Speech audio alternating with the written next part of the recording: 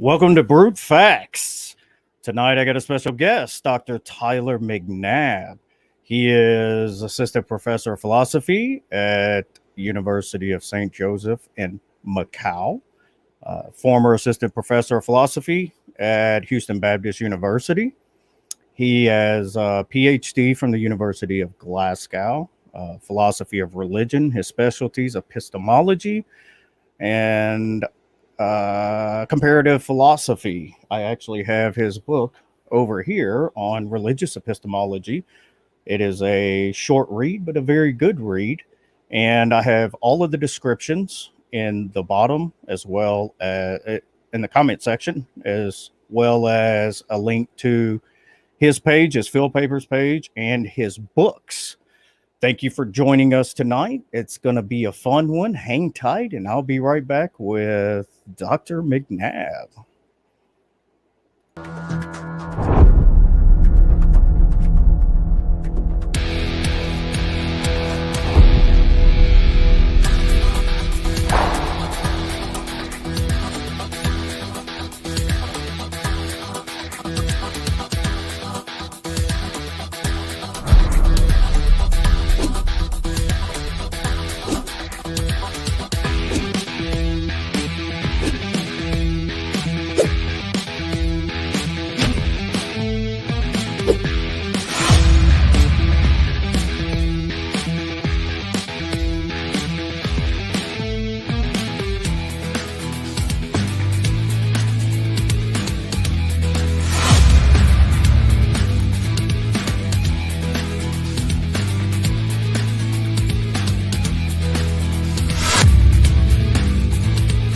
Welcome to the Brute Facts Podcast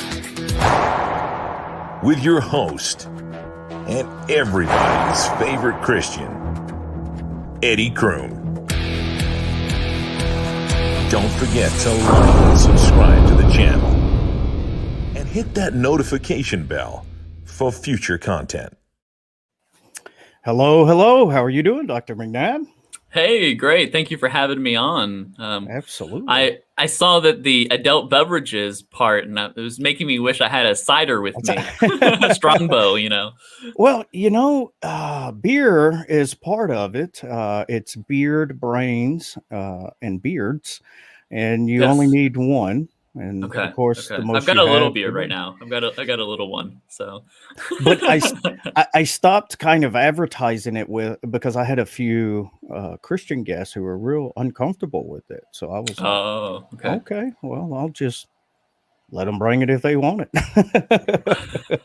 Well, I'm a Catholic, so alcohol's part of my religion.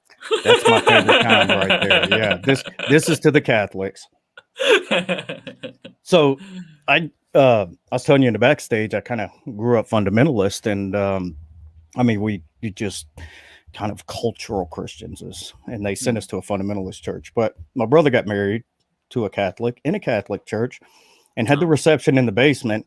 And that was the first time I'd ever drank a beer at a church. It felt weird. Wow. It was like the priest was over there like just hammering Bud Lights, and I was like, this is my kind of jam. I like this. So. Yeah, I remember when I was at Glasgow, alcohol was at all the events. And so then I went from Glasgow to HBU, and it's a Baptist university, and no alcohol on policy. And I was just like, well, where's all the alcohol, guys? Where's the wine? Where's the cider? Absolutely. So tell us a little bit about yourself. Have you always been a Christian? When did you become a Christian? Were you raised a Christian? Right. Thanks for the question. So in my theology, I was baptized, and by being baptized, I was made a Christian. When, I don't know, I was 12 or something like that. I was raised in a Baptist home, though, Southern Baptist home from, I'm from the great country of Texas. So pretty much your Southern Baptists are Catholic in Texas. Yeah. I didn't get super serious about my faith, though. Said some prayers most nights, went to church on and off. So I was we went to church more than Creasters, right? Those people who go to church just Christmas and Easter, but not much more, right? Creasters, I like that. I don't know, maybe like 5 times a year or something, like 6 times a year. You know, that's kind of but we did have like 6, 7 Bibles in the house. So, oh, nice. For only 4 people, so still made that out. But when I was a senior in high school, I started all of a sudden questioning my faith, and kind of had a crisis, and started doubting everything, and was just kind of like, hey, if there's no reason to believe, right? If this is just blind faith, I can't do that. Right. And I thought at the time, as most seniors in high school probably would, I thought, well, hey, if God doesn't exist, then objective moral values don't exist, and there's no objective meaning, and I'm just gonna basically live life how I see fit, get the most happiness that I can get out, and then I'll die and cease to be. And then I was like, but I'm not gonna go that way just yet, right? So I ended up like Googling proofs for God's existence, right? Came across some Old Testament passages, like Isaiah 53, where when I read it, all of a sudden I started finding myself believe that this was Jesus, even though this was written, long before Jesus.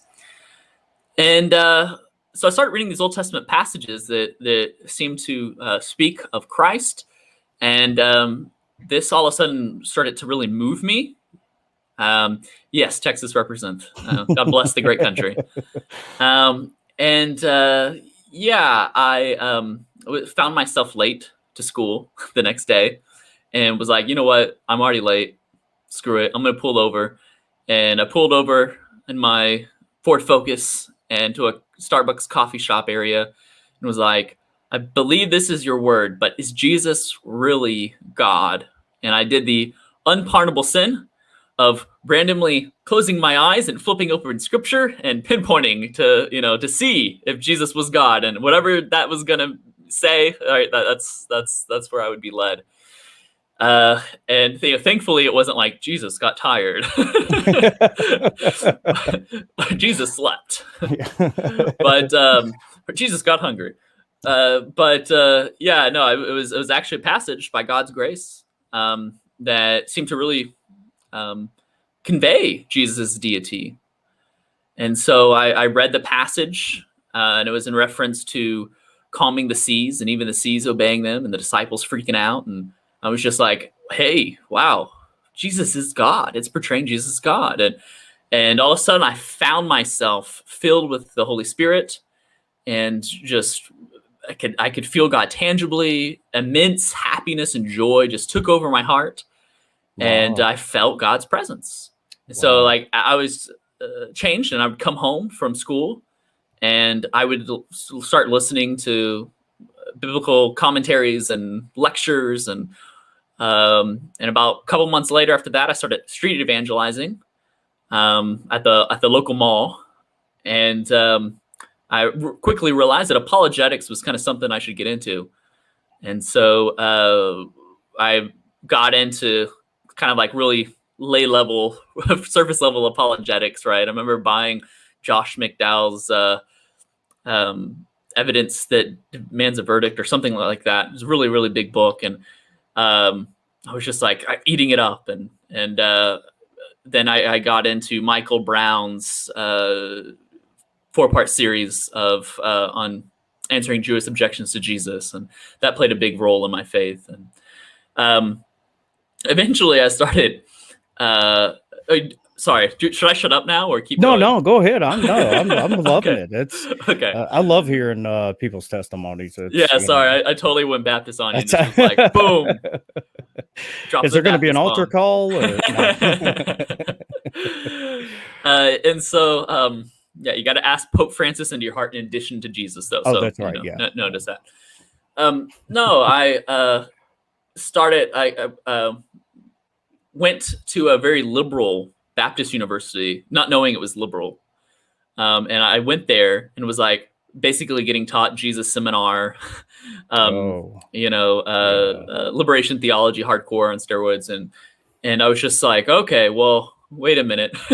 I have to do apologetics again, right? Not just for street evangelism, for actually going to school. And so I started, again, grappling with apologetics. And it wasn't until after a year later, I transferred to another university and to Criswell College. And it's a good Southern Baptist college, loves Jesus, and has some great thinkers, great scholars. And I had a friend who knew I street evangelized, and we started evangelizing together. And he started using philosophy when he was street evangelizing. I was just like, what is this? Like, I've been doing like kind of like basic evidential stuff, mostly historical stuff. I've never understood this philosophical stuff. So I just started picking it up and getting involved in it.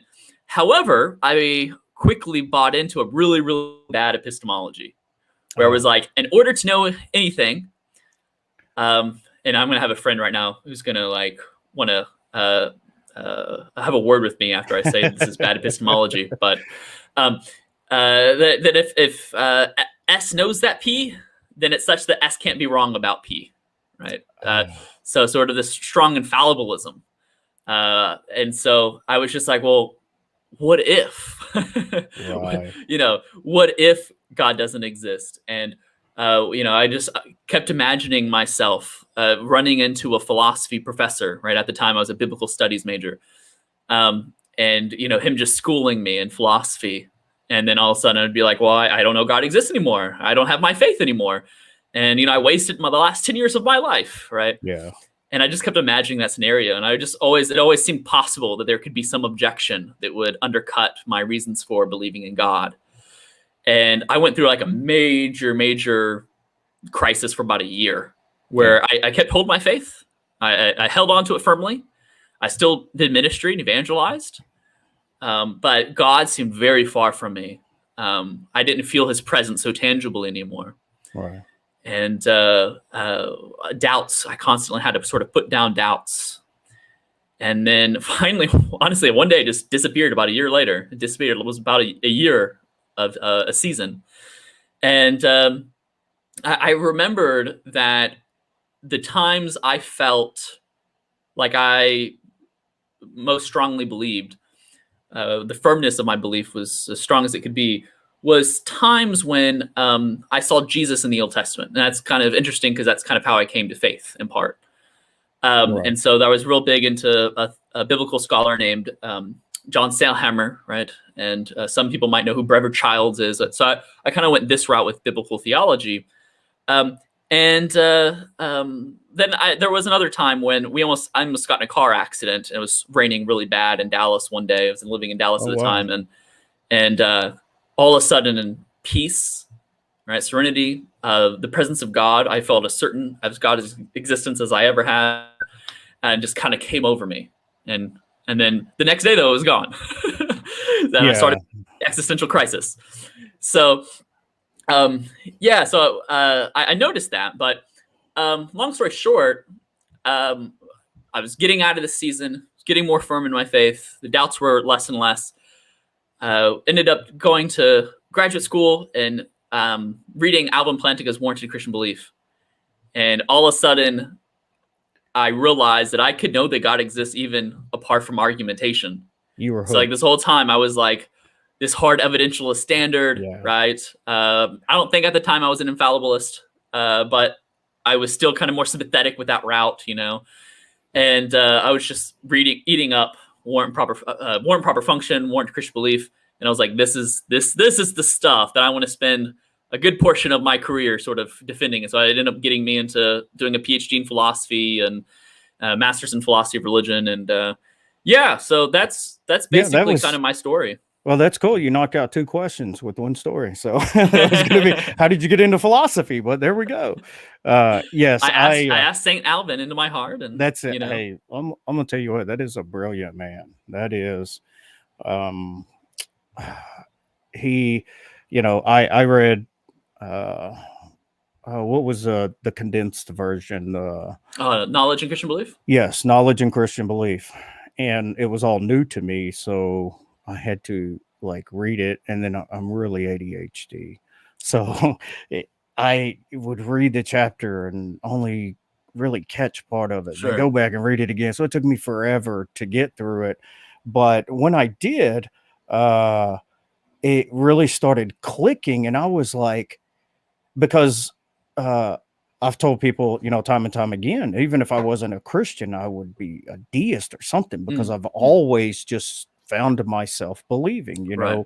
So I really resonated with Plain and Go when he was talking about, like looking out at the beauty of the skies and just automatically just thinking God. He never reasoned himself to a God existing. Right. So I was really drawn to his work, which is how I got introduced to you and Andrew Moon and some others. I kind of got hooked from the first time I started reading him, but I've since left the Reformed Epistemology faith a little bit. Don't do that. Don't do that. No, I'm working on, I'm hoping that Swinburne, gets this bridge for me between externalism and internalism. And so I've actually talked to Swinburne about Reformed Epistemology, and he seemed quite open to actually endorsing a proper functionalist account of warrant and the idea that sometimes, at least for some individuals, if they have a really powerful religious experience, that can,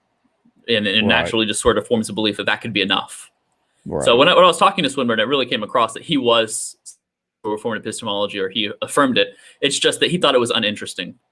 And when it's so he didn't identify that so publicly writing about that and so forth, because he wanted to talk about justification, and he wanted to talk about probabilities for most people, who don't have strong religious experiences and so forth. So that's you can go both.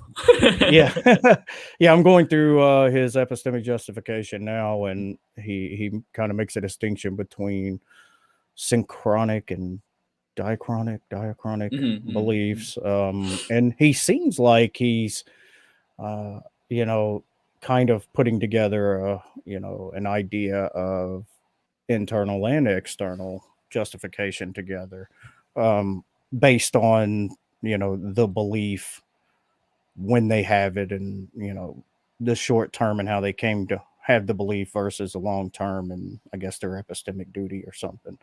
But talking to Swinburne, is he as hard to understand talking to him as listening to his lectures? Because I have a hard time following him. It's not so much the accent; I just have a hard time following him. He's I think he's like just on this whole other level that I'm just not there yet. I enjoyed talking with him, and I actually have a fun story about I was driving him because we were hosting him at HBU, and I was driving him in the car, and I thought, you know what, I can't get back this moment, right? I mean, Swinburne and I talked about philosophy a lot, don't get me wrong, but I was like, I have the potential to have a really funny story right now. In Houston, I'm from Houston. I was brought up in Houston rap, right, on Houston rap, and I was like, I'm gonna play some Chameleonaire. Oh no! And I'm gonna blare it really loud, and I'm gonna tell him beforehand that I want to know his opinion and what he thinks of this. So I started blaring the Sound of Revenge, really loud driving, and about 30 seconds into it, I looked over and I was like, "So, what do you think?" And he's just like, "No comment." Oh, I picture him with sitting in his librry with a fireplace and a expensive cigar and classical music. He's awesome. He politely declined my invitation to come on the show. Okay. But them guys, man, he's so many invitations. It's I know. And Swinburne is awesome. I praise God for him and all the work that God has done through him, and he's a tremendous guy, and a guy who I've could ask advice for, and he gives it. I mean, he has a real heart for the Lord and for his church. Yeah, we just got to look past the open theism thing. And no, he's a cool guy for sure. I'm a Thomist, so I'm not an open theist, but I'm not sure where I'm at on Thomism because he's so hard to understand. I started with Ed Fazer, and he lost me quick. So I went to Peter Kraft, and he does such a better job of explaining it. So now I feel like I'm on the level I can go to Ed Fazer. Listen to his stuff. So you got to read Kraft, then read Fazer. Yeah, and then you read more advanced works of Fazer or some. Yes. It's the thing is, I mean, Thomas Aquinas was so brilliant, man. He just his level of abstractness is just out of this world, and trying to follow him, it's and to think that he thought that the Summa Theologica was like something basic for everyone. Yeah, it's just like it's like this is crap. I can't even finish it. I'm not even going to finish it. It just Well, I like how he kind of tried to marry the empiricism and the rationality, the you know what I mean. They're trying to kind of make it make sense. So, and I'm kind of a middle of the road guy. I don't like to hang out on the extremes. Let's find something that'll let's make it make sense. So, no, go ahead. So here's what you could do, since you want to kind of have both worlds. You can do what I do. So I endorse an internalist theory about justification, but an externalist theory about warrant. There you go. And so phenomenal conservatism, right, is basically advocates that I can be justified, or at least have some justification for my belief, if it appears to me that P, and I don't have a defeater for P, right? So if it appears to me that there's a water bottle here, right, I have a strong experience that inclines me to believe that there's a water bottle here, right? And I don't have a defeater for thinking for believing that there's a water bottle. So I have some justification for it. So I primarily understand justification kind of old school. I understand it like deontologically, if I'm within my epistemic rights in affirming something. But nonetheless, I need like a much tighter connection to truth when it comes to reference to knowledge and so forth. Right. So then that's when the externalism, proper functionalism stuff kicks in, which is what I spend most of my time thinking about, because I like knowledge a lot more than justification. Right. So I'm kind of opposite of Swinburne. Right. That's it, and I'm very sympathetic to phenomenal conservatism. I mean, it just makes sense that if something seems to me to be the truth, then it's more plausible to, believe what seems to be true. So I think seemings are, very powerful. And I don't, I've heard arguments against phenomenal conservatism, but, on the surface of it, I'm pretty sympathetic to it because, I don't know how you could deny something that seems to be true to you. I mean, why somebody wouldn't be justified in what seems to be true to them. At least at first glance, right? I mean, it's like you have some justification before you get it stripped away or something from a defeater. But yeah. So I get the epistemology. I love epistemology. Right. And the philosophy of religion, but the comparative philosophy. What's in its in Asian philosophy? Is that? Yes. Yeah, some of it. Yeah. Okay. So well, it started off. My interest in comparative philosophy was related to epistemology. So, there's this one objection against Plantinga's religious epistemology that goes something like this.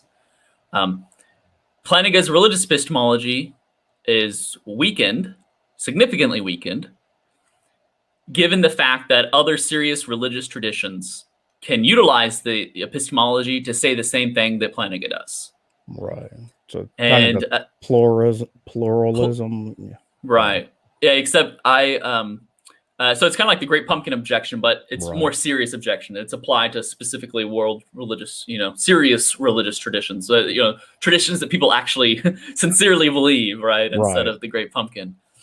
And so I was like, well, that doesn't seem so. I just took a graduate course on world religions, and I was like, that doesn't seem right.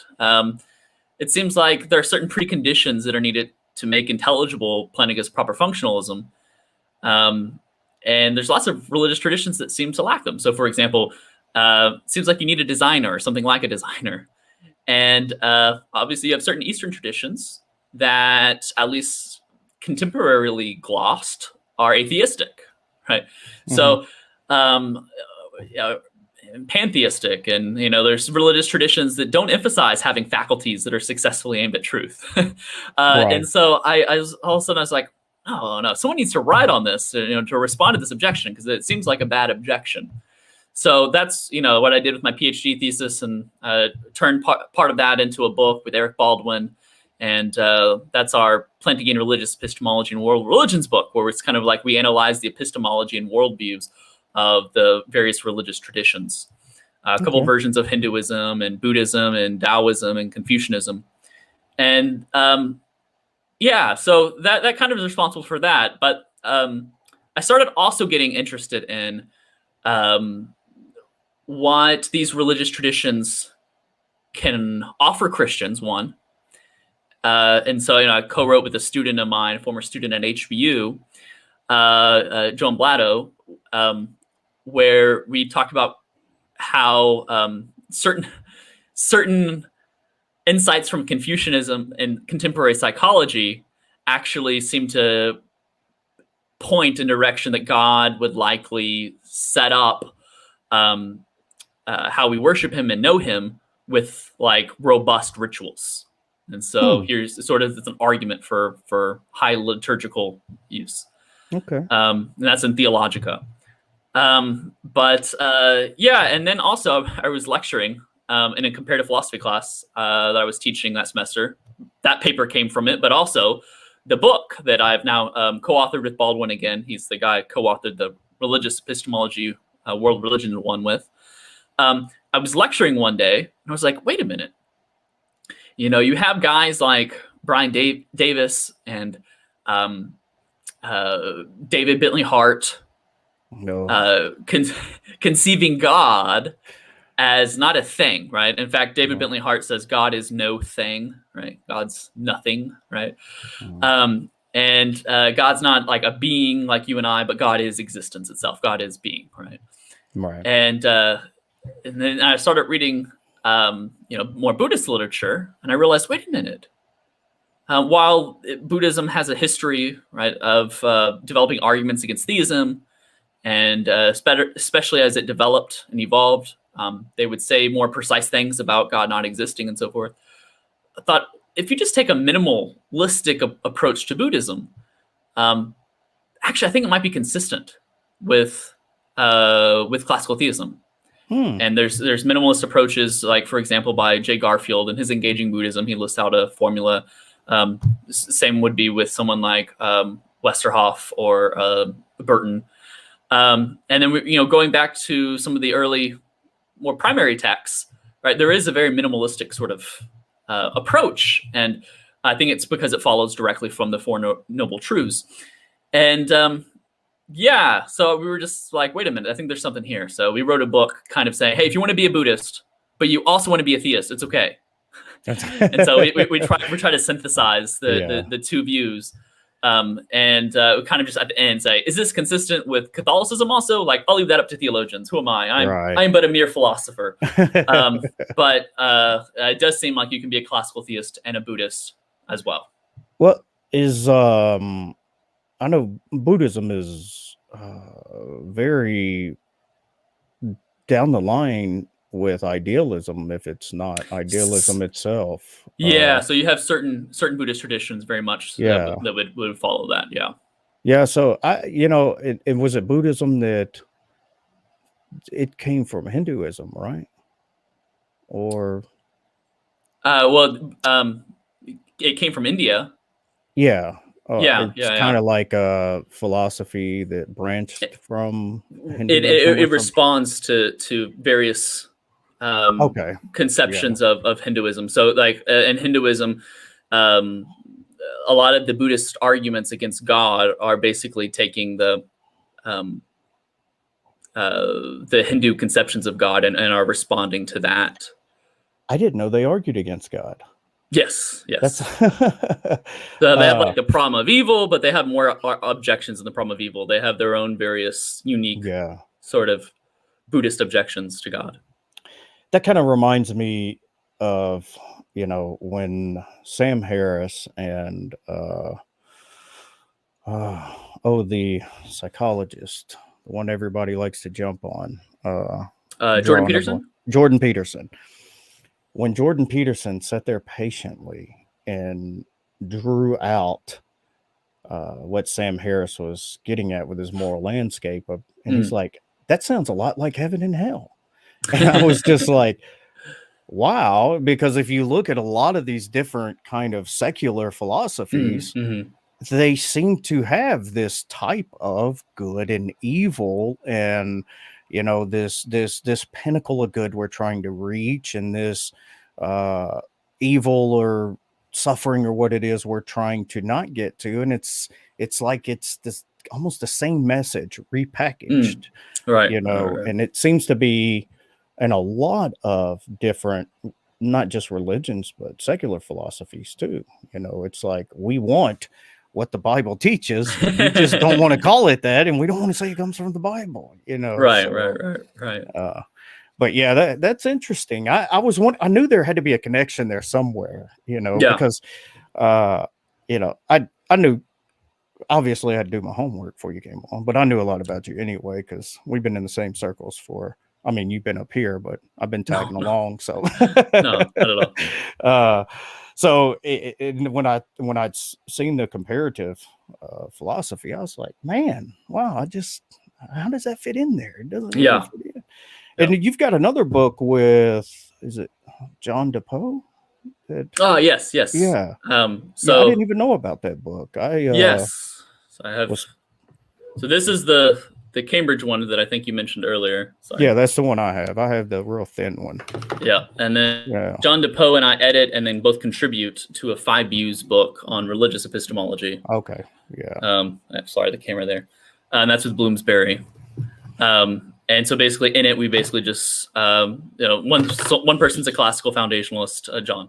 Another person is a endorses phenomenal conservatism. That's, Logan Gage and Blake McAllister. There's someone who does a sort of applies McIntyre's view of perspectivalism to epistemology. And so we have him, and we have Scott Oliphant doing covenantal presuppositionalism sort of stuff. And then I represent Reformed epistemology, and we all have an intro chapter, and then we all respond to each other. And then we all, the person gets to respond to everyone who responded to him. And nice. Yeah, that's the book. I didn't think very many people were actual classical foundationalists anymore. Not many, but there are. How do they respond to Plantinga's? Right. So John, for example, has a paper. I think might be with like South African journal, South African philosophy, something like that.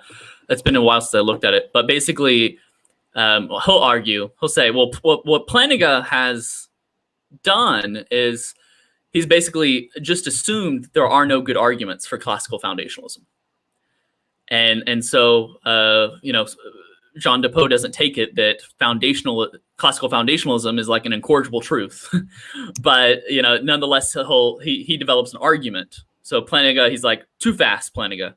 Here's an argument, right, for classical foundationalism, and he thinks it's the only sort of epistemic theory that can secure a tight connection to truth while also making sense of our internal rationality. And so the 4 other contributors in the book are like, no, that's my theory. No, not your theory, right? And we all have fun with each other trying to, show that our theory is better than the other. I saw your response in your book with to about incorrigible beliefs and right and foundationalism, and I think you were pretty modest and pretty good. You didn't really hammer it. You just like, hey, there could be, but why accept it? And I'm like, right. Why accept it? That's I don't have a reason to accept it. It's one of those that sound fantastic on the surface of it, but once you start peeling the layers back, and it's like, well, yeah, it doesn't hold up to its own criteria, and then we got to argue over, is the argument, incorrigible truth, or, it just, yeah. So I'm with you. I'm just like, why even, I mean, there's too much there to try to defend when there's other avenues that you can take that to me seems at least prima facie easier. Right. So like some of my main worries is like, can we really make sense of how animals and infants know things, and young children know things, right? Because they're not making inferences, right? And the idea with classical foundationalism is that you have to make an inference unless it's an incorrigible belief. And so, let's say that the idea that objects don't disappear when you look away, right? I mean, that's a belief that seems just natural to somewhat sophisticated animals. Or what about like a child age 3? They, according to cognitive science, they have a fully developed understanding of other minds. Like, are we really to say that they're making inferences to come to this conclusion that other minds exist, or is it more like they get into a certain environment, have a certain experience, and that moves their faculties in such a way as to produce the belief that someone's there, right? So dogs seem to have knowledge, right? The ball's right here, right? Or that you're a good boy, right? Or that Whataburger is in my hand. Oh. You had to go there. And so like they know stuff, but they know stuff because their faculties are functioning properly and they're successfully aimed at truth, not because they're doing some sort of inference or Bayesian calculation. And there's a little bit of a debate in the literature about, are we all just subconsciously, Bayes? Are our brains Bayesed? And I think the literature on that has very much persuaded me that that's not the case. And so, you go ahead. Sorry.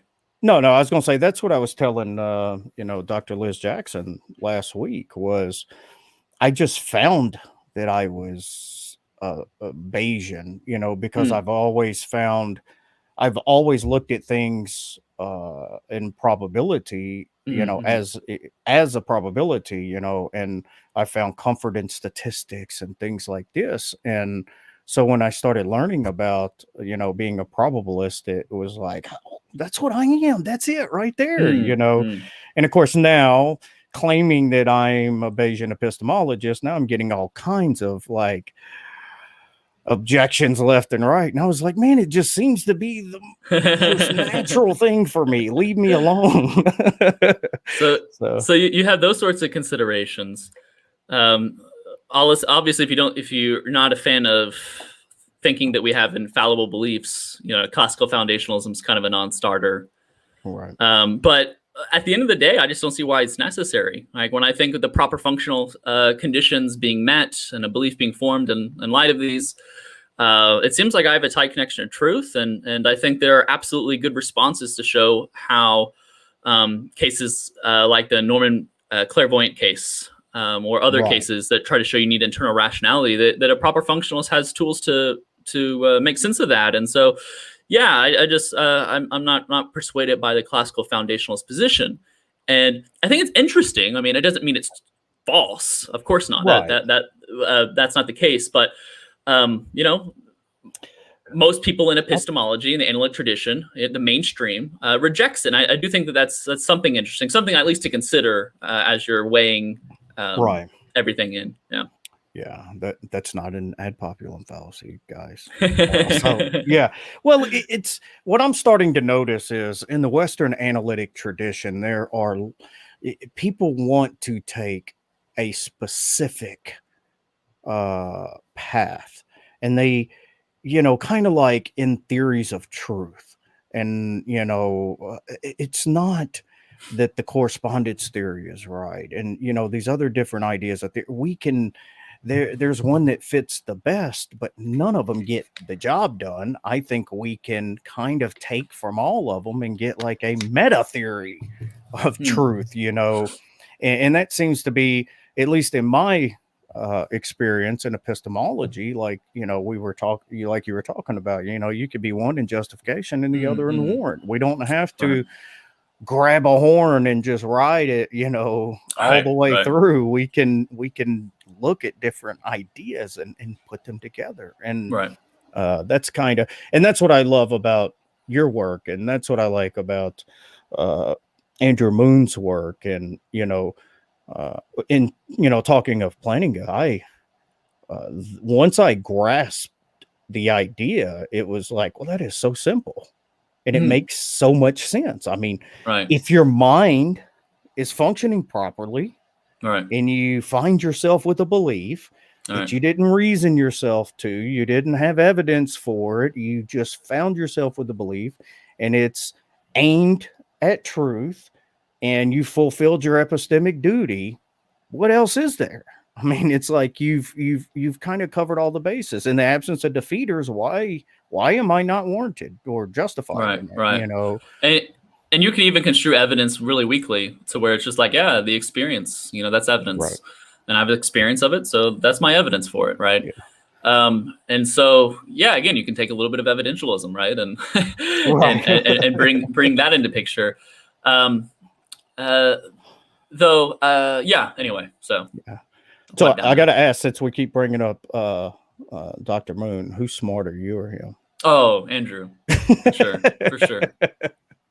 Well, you guys are. Andrew is a good friend of mine. He's in fact, I think we might hopefully hang out in a couple months. So he's in Virginia, and so I'm not too far from him. So you guys are pretty much regulars on Capturing Christianity. So it's I've learned a lot from you guys. It's I mean, Cameron's done such a great thing over there. It's in the beginning when he started Capturing Christianity, I had no idea it would turn into what it is. I know. I mean, he contacted me. I was the first person he interviewed, the first philosopher he interviewed, and so he was like, "Hey, I'm in Houston. I'd like to interview you." And I was just like, "Yeah, sure. Let's do it." And so he came to my office, and we did the interview, and I was just like, "Oh, this is cool. Okay, let's see where you go with this, and I hope that your ministry will do well."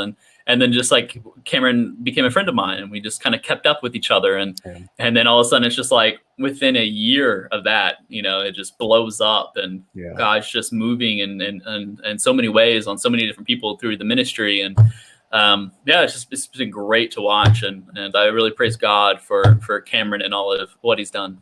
I have gotten Dr. Graham Oppie and Dr. Richard Carrier on my show before Cam. That's how busy. I still haven't got, but he's so busy, man. It's I asked him. How was Richard Carrier on the show? He was a blast, man. I even though I pretty much disagree with everything, I don't, like I was telling you, I don't do the debates and things. I just want to learn about the people, man. He's a character, man. He is. He's a guy I want to meet. I would like I would like to meet. And then Oppie, we've never met either. I'd like to meet both those people, but one day. I am. Oppie may be an atheist, but I love the mess out of Oppie. He is by far one of my favorite philosophers. He's a kind guy. Yeah, he's so humble. He's so kind. He's brilliant. And it's just like, we need you on our team. Come on. Stop holding out. Yeah. Well, I have next week I have Dr. Richard Price or Dr. Robert Price. The original mythicist. Yeah.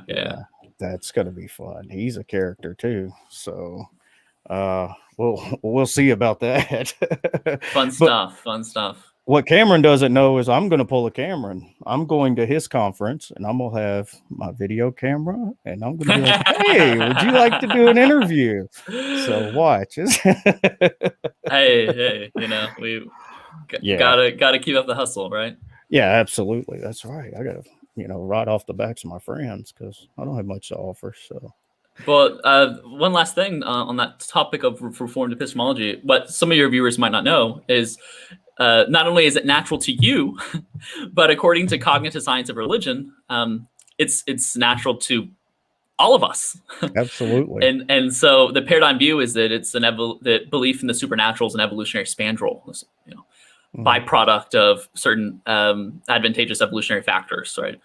To put it very bluntly and quickly. So there's one main theory is that we all have this hyper agency detection device that we see teleology even when it's not there. Right. Deborah Kilman calls this promiscuous teleology, right? And so they've done various studies, right, where they've asked people like, why are rocks pointy? And they'll have teleological explanations like, so people won't sit on them. And so so animals don't sit on them, and people prefer teleological explanations, and there's been studies that have shown that people prefer teleology and sense teleology cross cultures. So it's not like a Western theism thing. It's right. There's a nice edited volume that just really investigates China and are these results going to be the same and so forth. And so the idea is that maybe we have this hyper agency detection device. We see agency even when it's not there. An organism that's going to see agency a lot more than an organism that doesn't see it enough, right, is going to be much better shaped to survive, right? Right. So maybe you look at a beautiful starry sky, or the ocean move, or picking up a delicate flower and looking at all of its intricacies. And you just might find yourself believing God made this, or some agent made this, right? And I've had those sorts of religious experiences as well, where I pick up a flower and I'm just, in nature, and I'm just like blown away looking at its texture, and I'm just since design, like design just overwhelmingly, consumes me. So yeah, it's not only natural for you, but for everyone. I think it fits quite well with what science tells us. Yeah, absolutely. That's a fantastic point. I've done a lot of almost as much reading in psychology as philosophy because my younger brother's schizophrenic, and I've had anxiety and depression disorder for many, many years. So just wanting to know more about the mind and how it works. And I've read quite a few articles that we have this like sixth sense that like there's this section of our brain that's like programmed to automatically believe in a God or higher being or spirits or things supernatural, of this nature. Right. And it's and you're right, it's very close to, or fits very well with proper functionalism or reformed epistemology, because if there is a sensus divinatus, then it makes sense that we would be inclined to believe, Right. And it's funny because you were talking about the looking at the flower thing, and my wife and I started to watch the Walking Dead. Oh, okay. Yeah, no, the Tomorrow War. Oh, yes. So we started watching that, and then it got into a discussion about the theory of time, and then it got into the theory of relativity, and then ultimately to quantum mechanics, and the next thing we're watching space-time videos.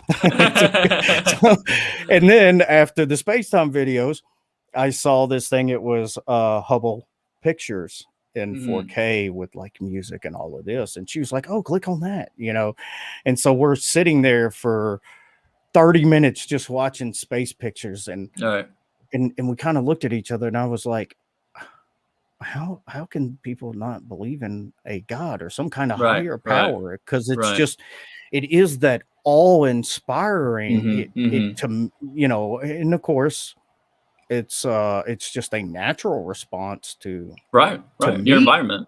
To me at least, that I'm just like, wow, there's no way that's just happenstance, that just, it's too beautiful, it's too gorgeous, So now you need to find a really beautiful Catholic cathedral, and you'll have the same exact experience in there.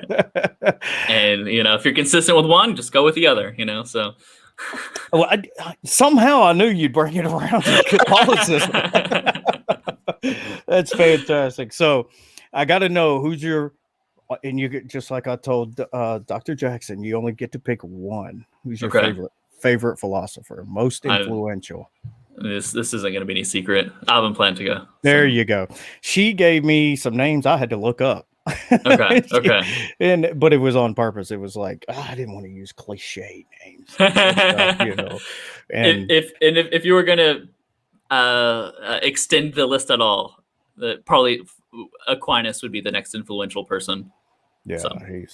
he is phenomenal for sure. So the best director for Star Wars, which one?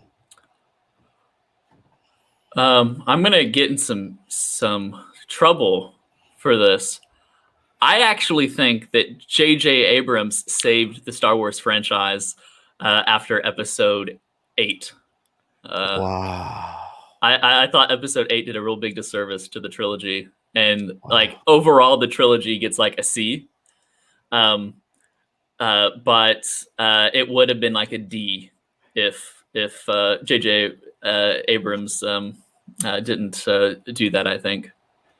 Yeah. Oops. I'm knocking my mic around. So I'm actually surprised because I've seen so many sites that argue everybody but J.J. Abrams. Right. And I'm like, Right.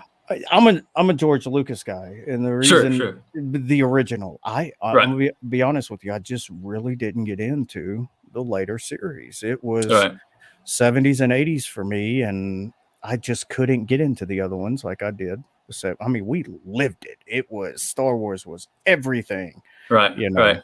But I'm probably a little bit older than you too. So Well, I had a Luke Skywalker action figure and Darth Vader action figures, you know, and I had the very first lightsabers that they like made toys, you know, that extended, and I watched the mess out of those. And I remember I was so excited because they had like this like going back, so somewhere around like 1996 or 7, all the movie theaters started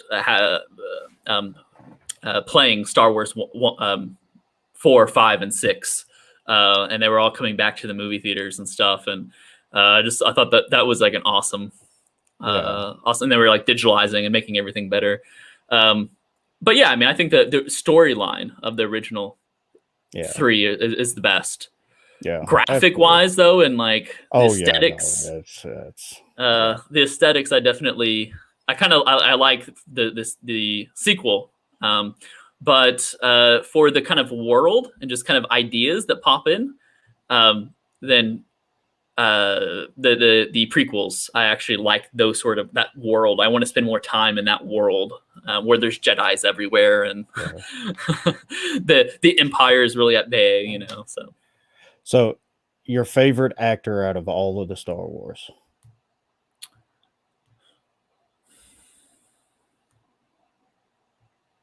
Come on, there's only one. Mark Hamill. No, Harrison Ford. Come on, man. Come on. There's not anybody else. I was gonna say whoever voices Yoda, maybe. I don't know. Oh yeah, Yoda. Yeah. Yoda and Chewbacca. You know, those are my guys.